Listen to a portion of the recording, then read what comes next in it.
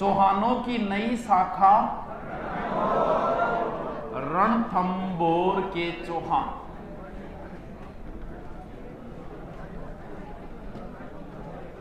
पृथ्वीराज तरते का ब्लडी था, यहां के चौहानों में भी उन्हीं के वंशज थे।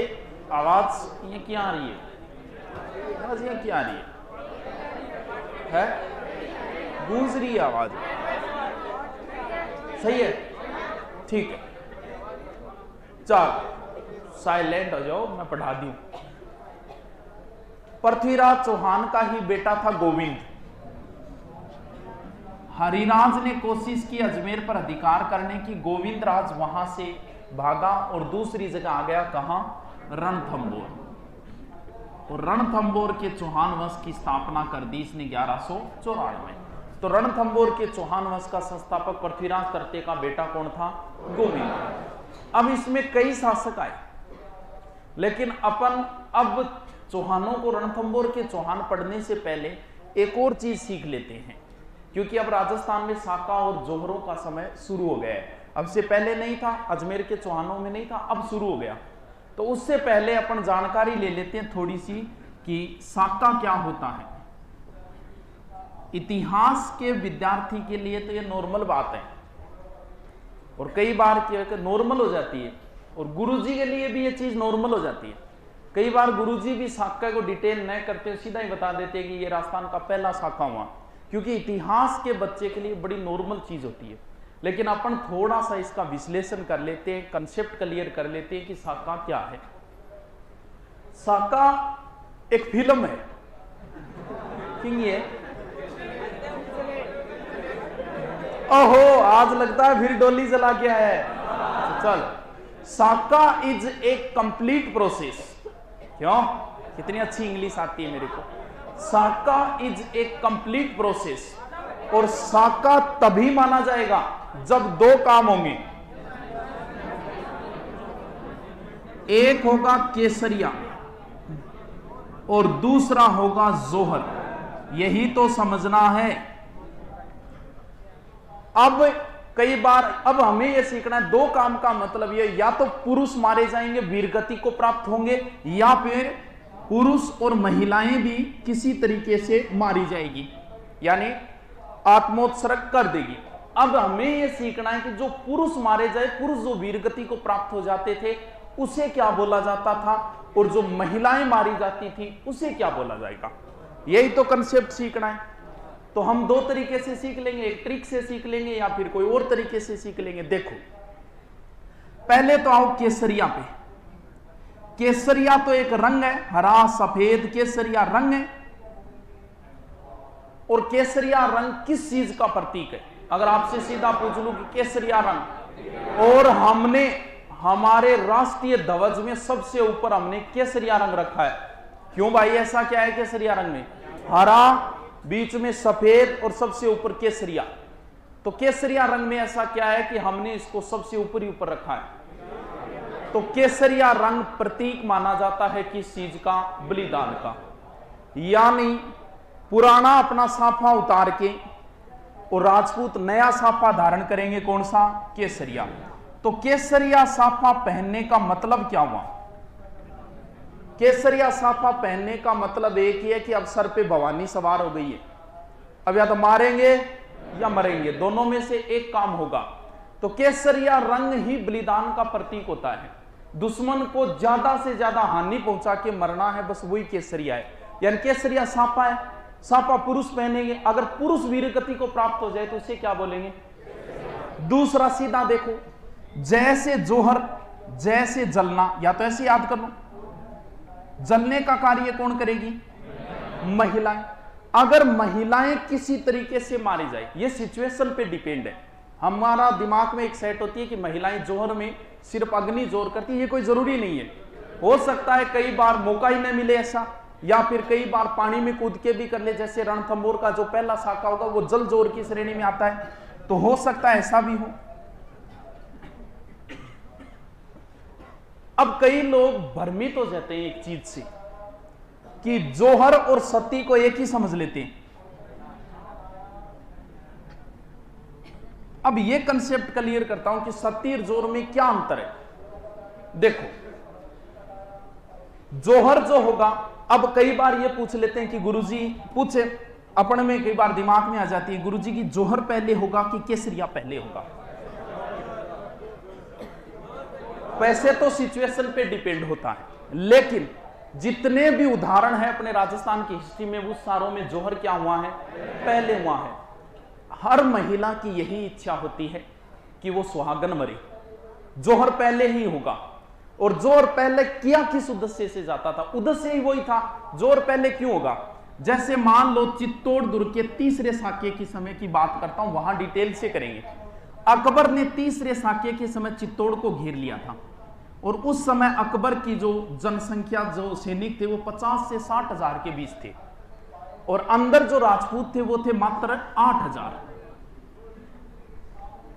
4 महीने की घेराबंदी हो गई, खाने पीने की समस्या आ गई, तो 8,000 अगर 60,000 से लड़ेंगे तो हार भी सामने दिख रही है।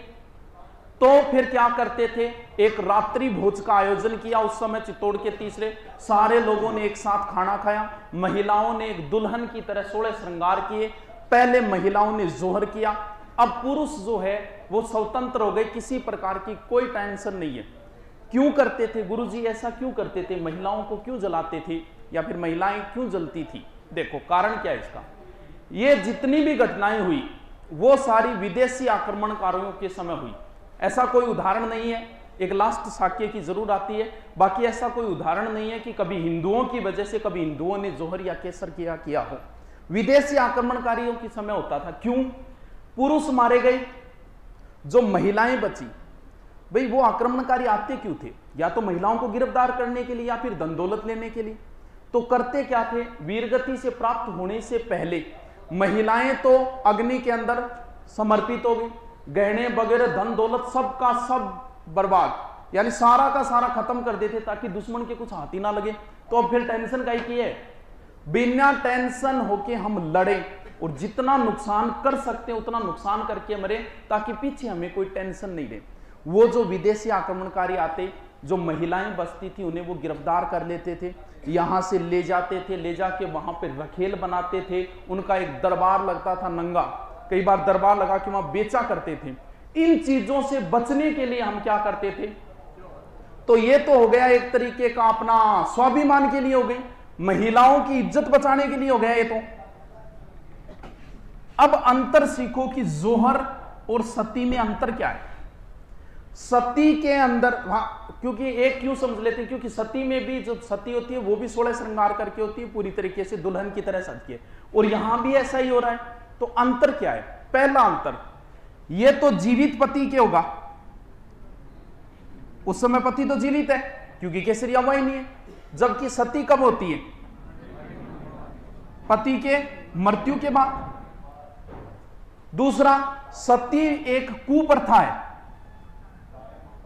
कई बार महिला के न चाहते हुए जबरदस्ती सती कर देते थे, जबकि यहां पर तो महिला अपनी मर्जी से जोहर करती थी अपनी इज्जत बचाने के लिए।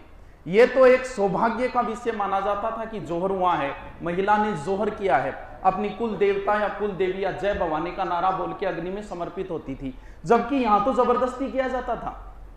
सती के अंदर महिला एक ही होगी चिता की अग्नि के ऊपर, जबकि जोहर के अंदर तो हजारों महिलाएं साथ में होती।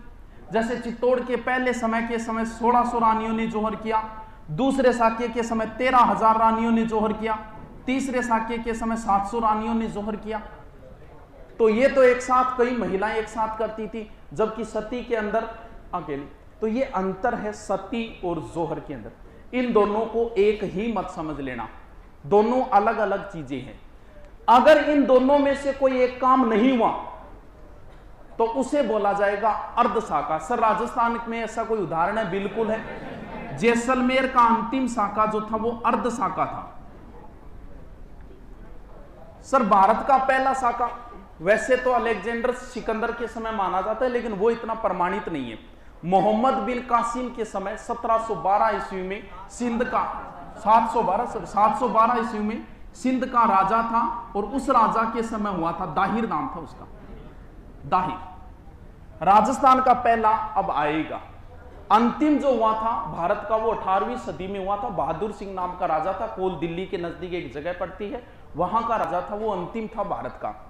अब बात करें कि सर पुरुषों ने भी कोई जोहर किया क्या, कोई ऐसा भी उदाहरण है क्या? बिल्कुल, राजस्थान के इतिहास में ऐसा भी उदाहरण है। जोधपुर के मोटा राजा उदय सिंह के समय हुआ था। उस समय चारण और ब्राह्मणों ने जोहर किया था औवा के अंदर, तो वो एकमात्र पुरुषों का जोहर माना जाता है। पुरुषों के जोहर को बोलते हैं जम्मत। सर क्या मुस्लिम महिलाओं के जोहर का कोई उल्लेख मिलता है? बिल्कुल, जब तैमूर ने आक्रमण किया था भटनेर दुर्ग पर, तो उस समय हिंदू और मुस्लिम महिलाओं ने साथ में जोहर किया था। और एक साका और होता है खड़ाना साका। वो क्या होता है? बिश्नोई समाज पर्यावरण रक्षा जो बलिदान देता है उसे क्या बोला जाता है? खड़ाना साका। तो बात आई ये समझ, के आई कितनी आई?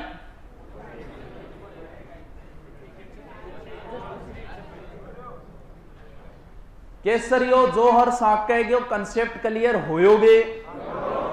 मिटाऊं इसे, लिखाऊंगा नहीं, बस ये समझने वाली बातें हैं। हिस्ट्री पढ़ रहे हो तो ये चीजें आपके लिए नॉर्मल होनी चाहिए कि केसरिया क्या है, जोहर क्या है, साका क्या है। ठीक है, मिटाऊं? चल, अब हमें कहां का इतिहास पढ़ना है? रणथंबोर का इतिहास पढ़ने से पहले दो बातें रणथंबोर दुर्ग की भी कर लें। को तो करना नहीं आपने, कोई जरूरी को नहीं, काल चल यो लो जी रणथंबोर दुर्ग देखेड़ा ये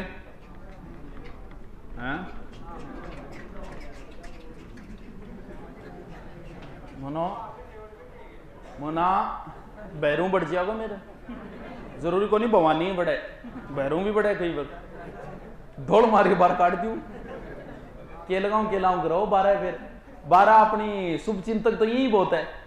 अरे तू एक और हो जो क्या फर्क पड़े मियाँ, तो इसे बावड़पना कौन करेगा यार? थारी पता है तो थारी उम्र अब टच करने की माँ बाप टच टच करने भेजे बत घरे कर लियो आप, फिर तो 18 ही गट जुरती था वो काम तो घरे कर सका। हाँ ढंगो देख लिया बता। हाँ तेरा हो गयो अलाल हुई होगी, सही है हो कौन? चलो अलाले पूरो अब ठीक है, ठीक है,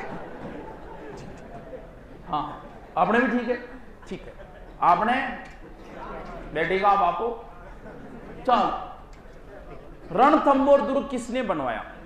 किसी चौहान शासक ने बनवाया होगा। रणदामदेव नाम आता है, प्रमाणित तो नहीं है। देखो 887 के लमसम मानते हैं इसको। रणथंबोर दुर्ग जो है ना वो दूर से दिखाई नहीं देता, क्योंकि ये 7 पहाड़ियों से गिरा हुआ है, दूर से दिखाई नहीं देता। तो अबुल फजल बोला कि बाकी दुर्ग तो नंगे हैं, इसने जींस पहन रखी है। बाकी दुर्ग नंगे हैं, पेटीकोट पहन रखा है इसने, जींस पहन रखी है रंगलर की। मतलब बाकी दुर्ग जहां चित्तौड़गढ़ है, ओ कुंभलगढ़ है, मेहरानगढ़ है, तो मतलब नागा फिरन लाग रहे। ओ ये रईस एक दुर्गांगो राजा, चित्तौड़ को मत कर देना, रणथंबोर है दुर्गों का राजा, दुर्गाधिराज, इसे दुर्गों का राजा बोलते हैं। अब राजा क्या करते थे? रणथंबोर दुर्ग चारों ओर ऊंची पहाड़ियों से है, तो दुश्मन उन्हें तो घोड़ों सहित पार कर ही नहीं सकता, एक ही रास्ता होता था। तो कई बार क्या करते थे राजा, उस रास्ते के ऊपर अस्थायी एक थोड़ी सी दूरी पर एक छोटा दुर्ग और बना देते थे और नॉर्मल सेना छोड़ देते थे, क्योंकि यहां पहुंचने के लिए यहां से गुजरना पड़ेगा, ये टोल नाका है, ये मान लो। दुश्मन सेना को थोड़े समय के लिए ये रोक लेता था। तो यहां अगर आप इस ताले को खोलना चाहते हो तो इस कुंजी को खोलो, तो इसे बोलते हैं रणथंबोर दुर्ग की कुंजी। कौन सा दुर्ग है? जाइंदर, चाइंदर, छाइंदर, जो भी है। राजस्थान में ऐसा 2 ही है, जालोर दुर्ग की कुंजी और रणथंबोर दुर्ग की कुंजी। जाइन या चाइन दुर्ग कुंजी समझ के आगे?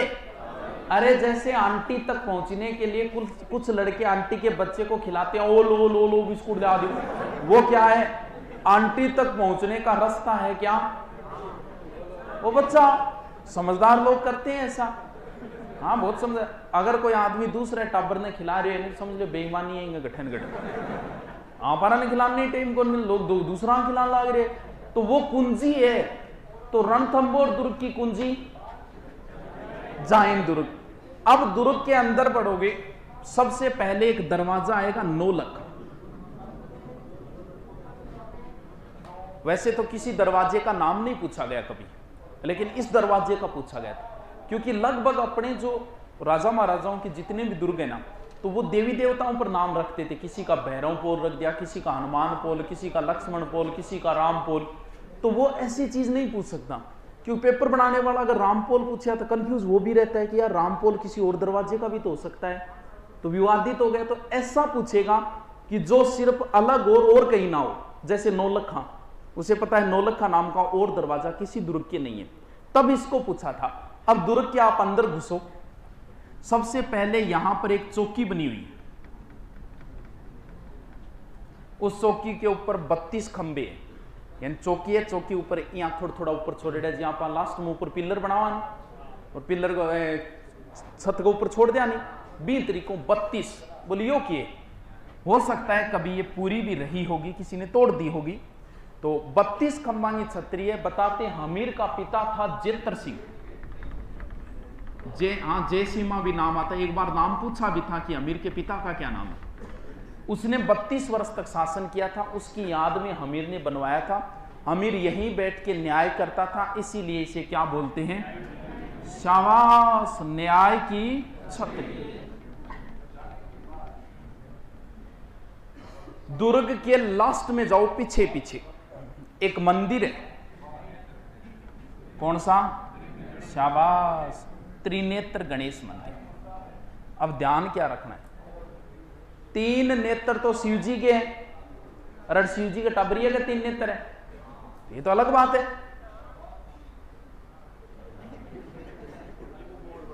कहानियां बहुत सुनेड़ी है। क्या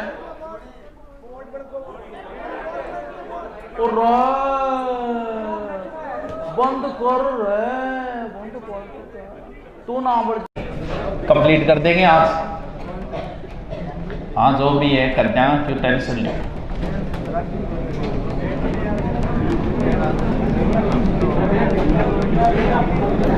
रणथंभौर के चौहान पढ़ने से पहले हमने दुर्ग को देख लिया था, शायद पढ़ लिया था। कौन सा दुर्ग, रणथंभौर, चित्तौड़गढ़ का छोटा भाई। 7 पहाड़ियों से गिरा, बाकी दुर्ग नंगे, ये बख्तरबंद। और एक हो गया यहां पर छोटा सा दुर्ग, श्रीपंथ भी बोल सकते हैं, जाइन दुर्ग, जाइन श्रीपंथ, जो रणथंभौर दुर्ग की क्या है, कुंजी। रणथंभौर के चौहान वंश की स्थापना पृथ्वीराज चौहान के बेटे ने की, किसने, गोविंद राय। ठीक है, कई शासक आए इसके बाद में। एक बागवट है, छोटा सा याद रखो तो रख लेना। इसके समय कहते हैं कि रजिया गुंडों में फंस गई जो है ना, वो रजिया सुल्तान ने कोई घेरा डाला था इसके समय। करो तो कर लेना, वरना प्रश्न हमीर का ही आएगा। इसके बाद में हमीर का पिता क्या नाम था, हमीर के पिता का, अरे कल बताया था ना, न्याय की छतरी, जेतर सिंह, जय सीमा, कई नाम आवेगा। और यहां का सबसे महत्वपूर्ण शासक है हमीर। 2 एड़ा है इतिहास में, एक राणा अमीर भी हुआ है। ये हमीर देव क्या है, चौहान। चलो ये लो जी, रणथंभौर दुर्ग, यहां का शासक है हमीर। बहुत प्रसिद्धि हासिल की हमीर ने, लगभग क्षेत्र तक को जीत लिया इसने। मेवाड़ के समर सिंह तक को हरा दिया, मांडलगढ़ तक से टैक्स वसूला हमीर ने, कोटा तक पर अधिकार कर लिया था हमीर देव चौहान ने। कहते हैं कि हमीर ने जीवन में 17 युद्ध किए थे, जिनमें 16 में विजय रहा था। इसका मतलब शासक तो शक्तिशाली था, आसपास के पूरे क्षेत्र को जीत लिया। लेकिन इतिहास में क्यों फेमस है ये, इतिहास में अपना एक स्लोगन है, अतिथि देवो भव। सुना है कभी, अतिथि देवो भव। इस स्लोगन को मानने वाला या इस स्लोगन के ऊपर अगर राजस्थान के किसी शासक ने अपने प्राण दिए हैं तो वो है हमीर देव चौहान, यानी शरणागत रक्षा। और किसके लिए? अपने जिद के लिए। अब बात यह आती है कि गुरुजी हमीर की जानकारी कठू मिला अपन। हमीर की जानकारी संबंधित कई ग्रंथ है, लेकिन 3 तो था, रटना ही रटना है। एक तो है हमीर महाकाव्य, हमीर महाकाव्य, एक है हमीर रासो, एक है हमीर हट। हमीर महाकाव्य लिखा था नयन चंद्र सूरी, हमीर रासो लिखा था सारंगधर या जोधराज, हमीर हट लिखा था चंद्रशेखर। अब भाई वो तुम्हें पूछेगा कि हमीर महाकाव्य किसने लिखा, ऑप्शन तो तीनों देगा। एक चीज का ध्यान रखना, साहित्य का प्रश्न कन्फर्म आएगा, एक किताब का नाम कन्फर्म ही पूछा जाएगा, तो ऑप्शन तो तीनों देगा। ये तो गड़बड़ हो गई। याद कैसे रखिए इसको? या तो सीधा उसी हिसाब से रख लो। देखो महा का अर्थ क्या आता है? बड़ा। महा का अर्थ बड़ा है, और बड़ा कौन है? एक तो चांद बड़ो है, एक सूर्य बड़ो है, सूर्य बड़ो है। तो हमीर महाकाव्य किसने लिखा? नयन चंद्र सूरी। हमीर हट, हट को वैसे याद कर लेना कि चंद्रशेखर आजाद भी हट करो, अंग्रेजा का हाथ को नहीं आऊं। तो हमीर हट किसने लिखा? चंद्रशेखर। बाकी बच गया वो याद कर लेना। ठीक है जी, ठीक है जी। अब हमीर किस लिए? हमीर के लिए एक उक्ति आती है, एक दोहा, एक लाइन आती है, बड़ी फेमस है। राजस्थान पुलिस 2011 में उसको पूछा भी था कि सी समन सतपुरुष वचन कदली फलत एक बार, तिरिया तेल हमीर हट चढ़े ना दूजी बार। समझ आयोगे?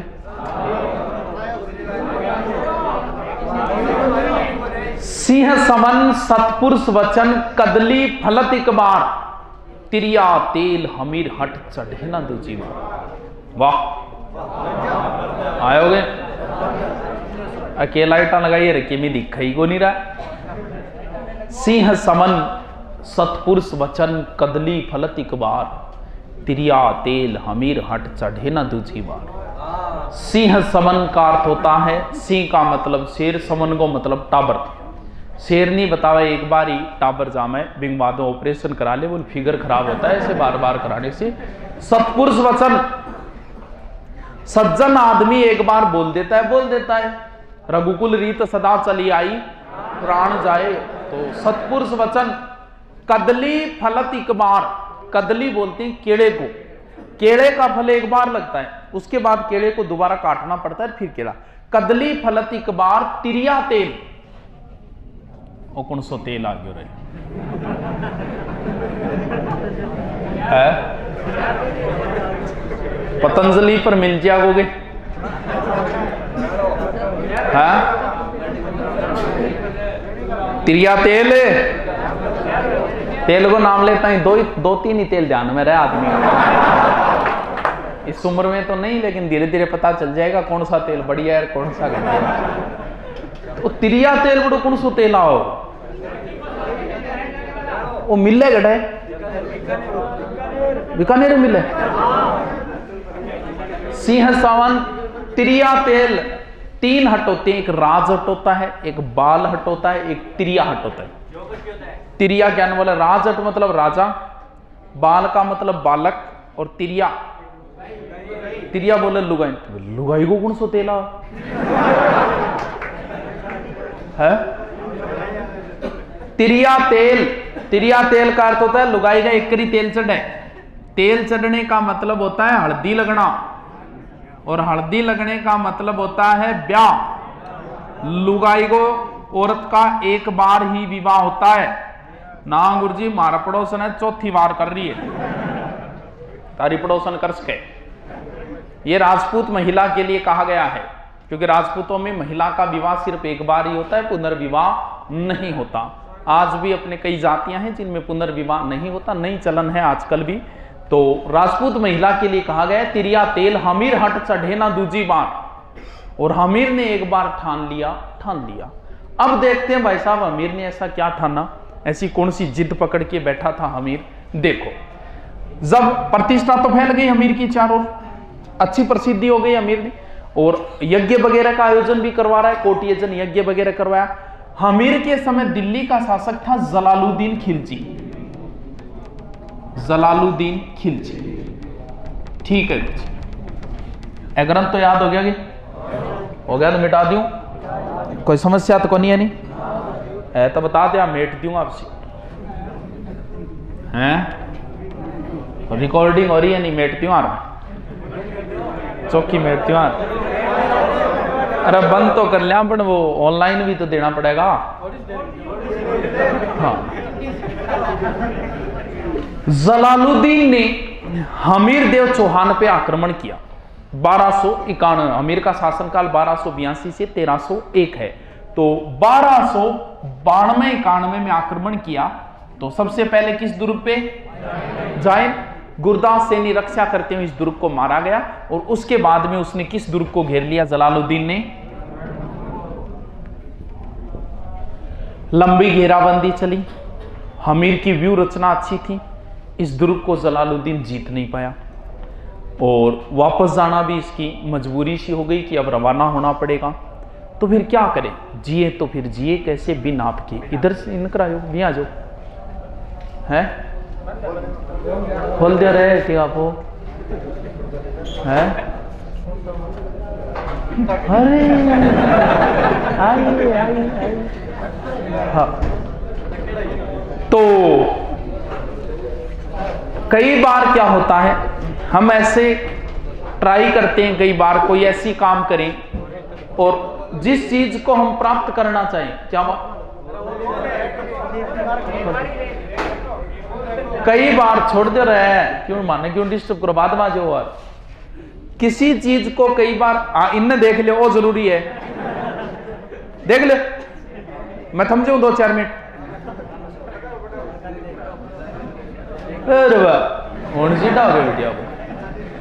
हाँ, जैसे राजस्थान पुलिस की आपने तैयारी की और अभी पोस्ट तो 5,000 रियल और फॉर्म तो 15 लाख भरे जाएंगे। तो तैयारी की, फिर नौकरी नहीं मिली, तो फिर क्या करें? जिंदगी तो जीनी पड़ेगी। ये थोड़ी सुसाइड कर लेंगे, जिंदगी तो जीनी पड़ेगी। तो क्या कह के जिंदगी जीनी शुरू करें?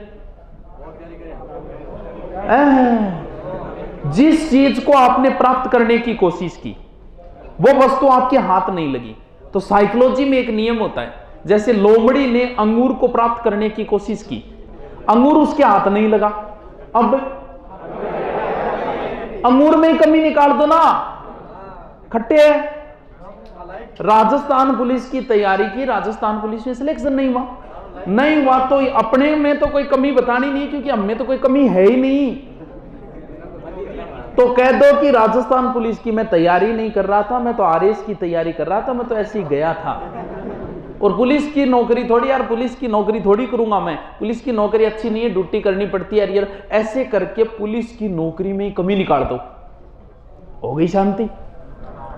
1 साल तक ट्राई की, मेहनत की, 1-2 साल पीछे फिरे, फिर भी हाथ नहीं आई, तो फिर उसमें ही कमी निकाल दो, खत्म आईडी। 100 में से 99.99% लड़के यही बोलते, 100 में से 100 ही बोलते, आगे वाली में कमी निकाल दो, हो गई। भाई साहब दुर्ग को जीत नहीं पा रहे, तो दुर्ग में कमी निकाल दो। भाई जिंदगी तो चलो रे, चलो फिर उठाओ घेरो उठाओ। तो इसका एक सेनापति था अहमद चप, के बात हुई, दुर्ग जीतने को नहीं, बाढ़ समझू मैं, कोई दुर्ग है? ऐसे 10 दुर्ग तो मैं मुसलमान के एक बाढ़ के बराबरी मैं तो नहीं देता, बस आ कहेगे भाई पाछो उठियो। बस तो इतना ही ध्यान रखना है, किसने कहा मैं ऐसे 10 दुर्गों को मुसलमान के एक बाढ़ के बराबरी मैं तो नहीं देता, और किस दुर्ग के लिए कहा? जलालुद्दीन और रणथंभौर। जलालुद्दीन को भतीजो और जलालुद्दीन को दामाद, एक ही आदमी है। और खतरनाक,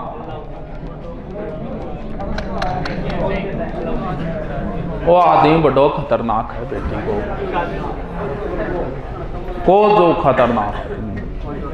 राजस्थान का पहला साका इसी आदमी की वजह से होगा, राजस्थान का दूसरा साका इसी आदमी की वजह से होगा, राजस्थान का तीसरा साका इसी आदमी की वजह से होगा, राजस्थान का चौथा साका इसी आदमी की वजह से होगा। तो सोच सकते हो कि कितना शक्तिशाली रहा होगा ये। इसने घोड़ों को दागने की प्रथा शुरू की थी। घोड़ा दागना, ठप्पा मारना। पहले क्या होता था, लोग होशियार तो सदा ही रेड है, जैसे अब फास्ट ट्रैक चलाए है सरकार तो इनको तोड़ पहले काट ले, तो लोग होशियार तो सदा ही रहता है। तो जयपुर को राजा है और सीकर जयपुर के राजा के नीचे आओ, लक्ष्मणगढ़ भी जयपुर, और की रियासत है झुंझुनू वह भी जयपुरा राजा है नीचा। तो हाजिरी देनी पड़ती साल में 1 या 2 बार, और आगे गिना आगे जाओ कि इतना घोड़ा है, इतना सैनिक है, तो भी हिसाब हो, कभी लड़ाई वह तो और वह भी हिसाब। तो सिक्कर आरो जिया जातो नहीं सामत, तो जान तो लक्ष्मणगढ़ डारा घोड़ता घाड़ता मांग ले, तो गिनाइया है तो इतना है मार, तो लक्ष्मणगढ़ डारा जातो उदारा ही कौन ले जातो। अब है तो एक ही, 2 जगह गिनी से राजा देख तो इतनी बड़ी सेना रो तेरी, अब जरूरत पड़ती भाई एक जगह होता। अब इस अलाउद्दीन ने दागने पड़ती शुरू कर दी, जैसे आजकल गाड़ियों की नहीं, RJ 10 RJ 15, इससे पता चल गया कि किस जिले की है। सैनिकों का हुलिया रखना शुरू कर दिया, 2-2 पर कौन गिना सकोगा थे, हुलिया रखना शुरू कर दिया। भी फोटो तो होती नहीं थी उस समय कि इतनी शेयर हाइट है। इसकी सबसे शानदार व्यवस्था थी बाजार व्यवस्था। तो बाजार व्यवस्था में जो जितना कम तोल रहा है उसका इतना मांस काट लो, आधो किलो कम तोले तो आधो किलो को हाथ काट लो, हाथ को पूंछे वो काट लो। तो बाजारी व्यवस्था भी इसकी अच्छी थी। चलो उसको, वो तो इंडियन हिस्ट्री की बातें हैं। अपन ये बात करते हैं कि हमीर देव चौहान पे अलाउद्दीन आक्रमण क्यों करेगा। Why Alauddin attack to Hammir Dev Chauhan. Why का मतलब क्यों ही तो वह है, बस तो आवे अपन इंग्लिश आवे इतनी। तो कई कारण है। देखो, पहला कारण तो इसका जो था चाचा वो हार कर गया है, हार कर तो गया है तो आक्रमण तो करेगा। रणथंबोर दुर्ग दिल्ली के नजदीक है, एक कारण यह भी रहेगा। तीसरा कारण साम्राज्य विस्तार भी रहेगा कि साम्राज्य का उसे तो सब कुछ जीतना है, तो रणथंबोर को भी जीतेगा। लेकिन कोई बहाना तो मिलना चाहिए, तो बहाना भी मिलेगा, ढूंढोगे तो मिल जाएगा। 2 बहाने आते हैं, एक तो हमीर महाकाव्य के अनुसार आता है और एक आता है हमीर हट के अनुसार। अपन दोनों देख लेते हैं, आपको कोई नहीं पूछेगा हमीर महाकाव्य के अनुसार, आपको सीधा सीधा प्रथम साकार तारीख 2-4 नाम याद करने हैं बस। देखो, ऐसा कहते हैं कि अलाउद्दीन की सेना गुजरात जा रही थी, गुजरात से धन वगैरह लूट कर लाए, मंदिर तोड़ कर सब कुछ लूट के लाए। वापस आते समय जालोर के नजदीक विवाद हुआ। क्या खातर? धन के बंटवारे खातर, कमा के ले बेचारा भी खातर पंती कर रहे हैं। बंटवारे के लिए विवाद हुआ। एक तरफ तो थे उलूग खां, नुसरत खां, दूसरी तरफ था मोहम्मद शाह के हबरू। कई नाम है तो 2 ही नाम याद कर लिया करो, लेकिन आज तक एग्जाम में सबसे ज्यादा पर पूछा गया नाम एक ही याद रखना है, मोहम्मद शाह। उलूग खां रहे, बोले मैं तो 1/25 ला दे। ओ मोहम्मद शाह के अगर जितो भी हो वो सारो ले और बाज गया अमीर की शरण में। अब बिया तो हिंदुओं का मंदिर वगैरह लूट के ले, लेकिन फिर भी शरणागत के हिसाब, रूल के हिसाब वो हमीर ने इसको क्या दे दी, शरण दे दी। ये कारण तो बताता है हमीर महाकाव्य। हमीर हट एक अलग ही राम कहानी गाता है। क्यों यो कट्टा क्यों है आज कट्टा यार, कौन कट्टा है तू? हमीर हट एक अलग ही राम कहानी गा रहा है। क्या गा रहा है देखो, पूछेगा उसको भी कोई नहीं। अलाउद्दीन गई घरारी,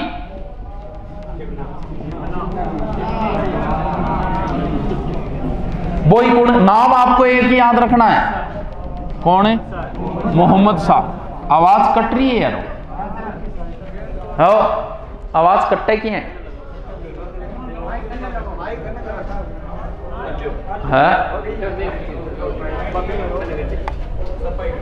लाइट आ गया। अब कौन कट्टा है? आपनों की कट्टा है सही है नहीं? बढ़िया फीलिंग आ रही है, कौन आ रही है? 80 बिठाओ आर से तो मजा आ था हैं। तो अलाउद्दीन एक दिन हुत्यो क्या बोले, सुत्यो, रेस्ट कर रहे हो बेचारो। तो अचानक उड़ाड़ा पड़न लग गया, सर्दी बढ़ गई तो कहे डार्लिंग ऊपर छज्जे पर बा नई कमल उतार, विदेशी लाइट थी। 1-2 बार और कहो कर सर्दी बढ़ रही है, चिमना उतार, आंख खोली को नहीं विचारे जब तक आंख खोल के देखियो जो सार लो बेड पड़ियो खाली रंडार किन गई है रात चलो चेक तो करा गई किने। तो भाई जी धीरे धीरे रात ने निकलिया जब मोहम्मद सारे कमरे के अंदरों आवाज आ रही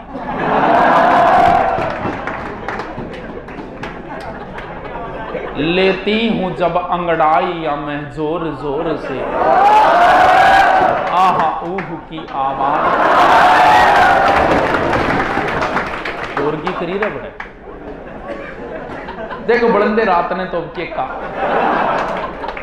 बुलायो क्या हो ज्यादा सीरियस करो ना बताऊं क्या हो ने यार के फिर किताबड़ा थोड़ी लिखा आप अपनी बना लिया अपने हिसाब से के फर्क पड़ा। हाँ अरबियां भी लग कोई फैन थोड़ी अलाउद्दीन गोट फैन भी उसके कोई बेरो करे। अब क्या हो सुबह बुलायो पहले तो चिमना ने समझाई के देख मैं सुल्तान और मन छोड़िए तो 20 आदमी गए गई।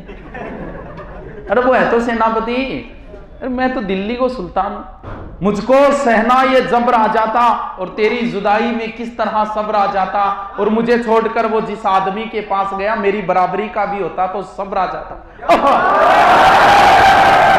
अरे किंग कहे तो गैल गई है तू शायरी कौन समझ में आई मुना जल्दबाजी बोली को ये थोड़ी आओगे मन बेरा है क्योंकि मैं भी यार धीरे धीरे बोलूंगा थे शाम के ही भेज दोगा तो शायरी है बस जल्दी जल्दी बोलूंगा।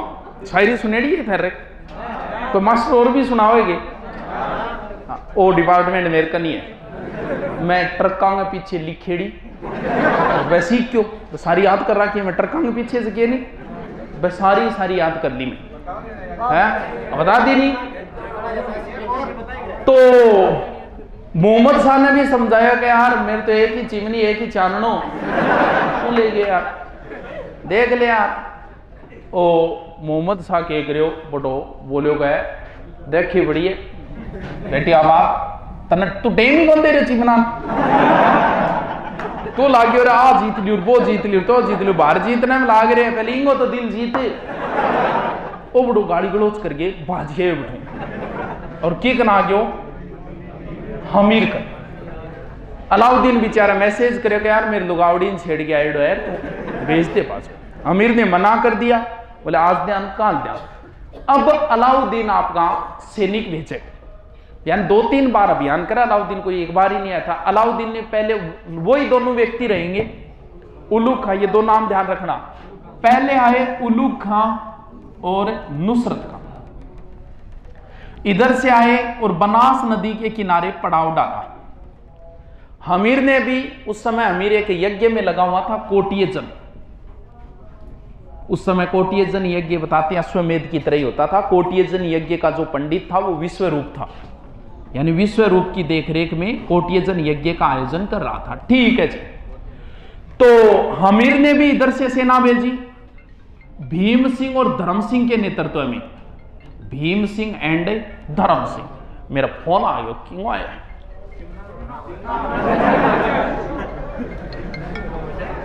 नया नंबर है हेलो हाँ नंबर बैचिए तो कार्ड बन जाए तार दे दें सोमवार मंगलवार तक दे दें किताब बेटा बहुत रुपया लग गया बेटा वो किताब लाख रुपया पड़ गया किताब का हैं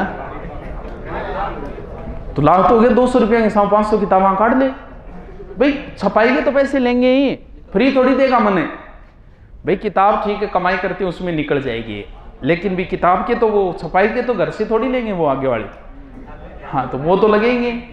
चलो कोई नहीं आगे कमा लिया हमारे घना ही दिन पड़े अभी के बुढ़ापा थोड़ी आ गयो हाँ मैं तो पिछली कोचिंग को निकलिया मैं रुपया खा गया मैं कहो खा लो और कमा लिया अरे तो आप किसी का ज्ञान थोड़ी चुरा सकते हो आप किसी के पैसे खा सकते हो मेरे दिमाग को निकाल सको थे और मेरे कन रहेगो फिर दरबार लगाएंगे वही घोड़े होंगे वही मैदान होंगे और फिर चिमना होगी हमारे क्या है तो इतना इतिहास है जितना भी है राजस्थान का हमने तो रट लिया अब हमें जरूरत नहीं किसी की।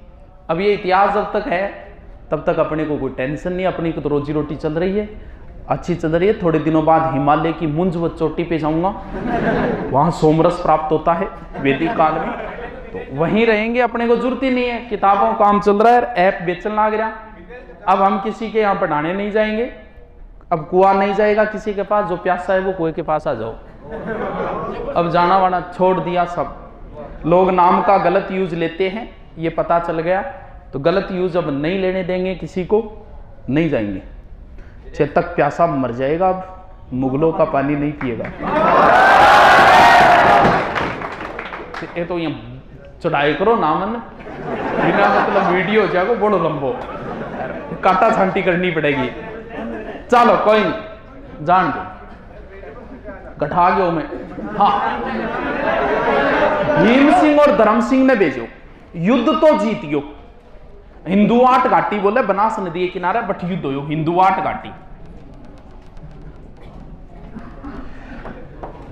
और बतावे जो कि साई महिला हाथ लागी नहीं, बांकनू शहर में मठो बिकवायो, मठो बोले दही नहीं, बेस्तीकरण भी आंगी जी की साई महिला हाथ लागी।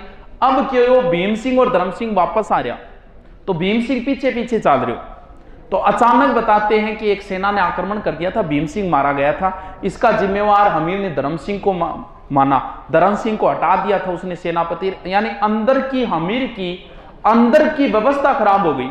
अमीर कभी किसी को हटा रहा है, कभी किसी को लगा रहा है, तो अंदर से कमजोरी हो गई, इसकी प्रशासनिक कमजोरी, जिसका फायदा उठाएगा कौन? अलाउद्दीन। अलाउद्दीन ने दोबारा फिर सेना भेजी, वो भी सेना हारकर वापस चली गई थी। अब फिर बड़ी सेना भेजी, आदमी वही रहेंगे, कौन? उलुग खां, नुसरत खां। इस दुर्ग को जीत लिया, ये तो जीतना ही पड़ेगा। और घेराबंदी चल रही थी रणथंबोर दुर्ग की, दोनों कौन? उलुग खां, नुसरत खां। अब इस घेराबंदी के समय नुसरत खां मारा गया। अब यह पर्सन सेकंड ग्रेड में आया था, और रणथंबोर की घेराबंदी के समय कौन मारा गया? अब यार आदमी पढ़ते पढ़ते इतना कौन ध्यान दे कि उलुग खां मारा गया था कि नुसरत खां मारा गया था। अच्छा क्वेश्चन उठाया उसने ये, तो नुसरत खां मारा गया। अलाउद्दीन को सूचना मिली, अलाउद्दीन स्वयं बड़ी सेना लेके आया, और अलाउद्दीन के साथ एक इतिहासकार भी आएगा जिसका नाम था अमीर खुसरो। अमीर खुसरो कौन है, क्या है, इसका जिक्र हम आगे जो चित्तौड़ पर साका होगा ना, पहला हम जब चित्तौड़ पर मेवाड़ पढ़ेंगे वहां करेंगे। एक बार इतना ही रखो कि अमीर खुसरो नाम का कोई व्यक्ति है। अमीर खुसरो भी साथ आया। अलाउद्दीन ने इस दुर्ग को घेर लिया, लंबी घेराबंदी चली। तो अमीर खुसरो तो यह कहता है कि घेराबंदी के बाद में दुर्ग के अंदर खाने पीने की समस्या आ गई, और दुर्ग की हालत यह हो गई कि सोने के एक दाने के बदले में अनाज का एक दाना नसीब नहीं था। इसलिए अमीर को दरवाजे खोलने पड़े। अलग अलग कहानियां आती है अलग अलग ग्रंथों की, उन कहानियों से हमें कोई मतलब भी नहीं है, हमें तो तथ्यात्मक बातें करनी है। कुछ कहते हैं कि हमीर ने अपने व्यक्ति भेजे थे दो, जिनके नाम थे रणमल रत्तीपाल। सुने के नाम गाड़ आवेगे साथ, गाड़ियां निकालनी आवेगी है थाना, अच्छी अच्छी गाड़ियां आवेगी, निकालो, निकाल दो, महिमा निकाल दियो, निकाल दी रणमल और रत्तीपाल ने। आप जब रणथंबोर दुर्ग जाओगे ना, तो पहले एक पत्थर की मूर्ति मिलेगी आपको। कभी पेड़ियों में चलो, कोई गया है क्या रणथंबोर? हाँ, सबसे ऊपर ही लगी है। पहले उस मूर्ति के वहां थप्पड़ मारो, चंपल मारो, पत्थर मारो, उसके बाद आगे जाओ। तो वो किसकी है? इनकी बताते हो, रणमल और रत्तीपाल की। कहते हैं कि इन्होंने हमीर से गद्दारी कर ली थी, एक मोर्चा कमजोर कर दिया था, और वहां से अलाउद्दीन की सेना अंदर घुस गई। कुछ ये कहते हैं कि हमीर परेशान हो गया, परेशान होकर अपनी पत्नी से बोला, रंग देवी से, और इसकी पुत्री का नाम था पद्मला। बोलता है बहुत परेशान हो गया हूं, और अलाउद्दीन की सेना पर मैं आक्रमण करने जा रहा हूं, और हो सके जब तक तो मैं बारह निकाल के ही आऊंगा वापस, फिर भी हो सकता है मेरी हार हो जाए, तो तुम देख लेना दुर्ग के ऊपर से, अगर तुम्हें हमारे वाले झंडे दिखे, भगवान झंडे दिखे, तब तो समझ जाना कि हम जीत गए। अगर उनके झंडे काले झंडे दिखे तो समझ लेना, और पीछे से कर लेना जोहर। अब बताते अलाउद्दीन पीटते पीटते ले गया, ओ अमीर देव पीटते पीटते अलाउद्दीन की सेना को दूर तक ले गया, और अमीर की सेना में इतना जोश आया कि उन वाले झंडे भी अमीर वाली सेना ने ले लिए। और खुशी में वापस आ रहे थे तो वापस उनको झंडे दिखे काले, तो पीछे से रंग देवी ने कर लिया जल जोहर, पद्मला और रंग देवी। अमीर को सच्चाई का पता चला तो अमीर महाकाव्य के अनुसार अमीर ने अपना सर काट के भगवान शिव को अर्पित कर दिया था। तो ये जो जोहर है वो ऐसा मानते हैं कि जल जोहर है, वैसे प्रमाणित तो नहीं है, लेकिन फिर भी मान लो वो प्रश्न कैसे ही तो पूछेगा कि राजस्थान का प्रथम जल जोहर, ऑटोमेटिक हो गया, बात ही खत्म। भाई प्रश्न की लैंग्वेज के हिसाब से देख लेना, वैसे कोई प्रमाणित बुक तो नहीं बोलती कि ये जल जोहर था, बस जोहर था इतना ही बोलती है। तो कब हुआ सर? 11 जुलाई 1301 राजस्थान और रणथंबोर का प्रथम शाखा पूर्ण और रणथंबोर पर चौहान शाखा समाप्त, और रणथंबोर पर किसका अधिकार हो गया? अलाउद्दीन खिलजी।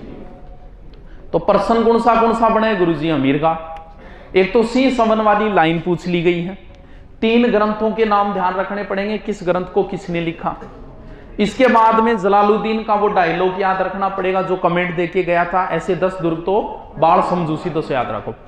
फिर उलुग खान नुसरत खां, और फिर रणथंबोर का या फिर राजस्थान का प्रथम शाखा 1301 हमीर का नेतृत्व और पत्नी रंग देवी के नेतृत्व। ठीक है, जोहर रंग देवी के नेतृत्व और केसरिया हमीर के नेतृत्व।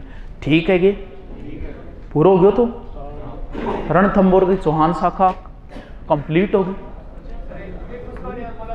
हाँ, दुर्ग जीतने के बाद देखो, दुर्ग जीतने के बाद क्या हुआ? वो मोहम्मद शाह ही है, बाइडो भी लड़ लाग रहे हैं, तो भाई साहब घायल हो गए। अलाउद्दीन आया बोल गया मजा रहे नहीं, पर ठीक है यार, तू मेरा आदमी हो और मैं तन ठीक कर दूंगा, लेकिन मैंने ठीक कर दिया, फिर तू क्या करेगा? बोल क्या करूंगा? चिमनार बार से उठा दूंगा और क्या करूंगा? तो अगर मैं सही हो गया तो हमीर के किसी वंशज को रणथंबोर का दुर्ग सौंपूंगा, तेरी हत्या करूंगा। बोले यार वो कौन सुधरे, कौन लाओ हाथी लाओ, खत्म करो। हाथी से इसको कुचलवा दिया था। अमीर खुसरो ने दुर्ग विजय के बाद कहा था कि आज कुफ्र का गढ़ इस्लाम का घर हो गया। सर कुफ्र क्या होता है? कुफ्र होता है धर्म विरोधी। धर्म विरोधी कैसे?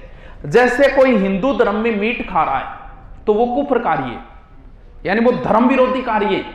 आप किसी के साथ छल कपट करते हो, ये कुफ्र कार्य है, धर्म विरोधी कार्य है। कुफ्र का अर्थ होता है धर्म, यानी आदमी को कभी कुफ्र कार्य नहीं करना चाहिए। तो अलाउद्दीन खिलजी एक मुस्लिम है, तो मुस्लिम का धर्म विरोधी कौन होगा? हिंदू होगा। तो आज कुफ्र का गढ़ इस्लाम का घर हो गया, यानी जैसे इसकी विजय हुई, ये हिंदू धर्म का रक्षक मान लेते हैं इसे, हिंदू धर्म का व्यक्ति मारा गया, तब इसने कहा कि आज कुफ्र का गढ़ इस्लाम का घर हो गया। ऐसा ही एक डायलॉग औरंगजेब ने भी बोला था जब जसवंत सिंह की मृत्यु हुई थी कि आज कुफ्र का दरवाजा टूट गया। तो ये 2 डायलॉग है कुफ्र से संबंधित, इन्हें ध्यान रखना। ठीक है, ठीक है, तो लिख लो, अब बंद कर दो।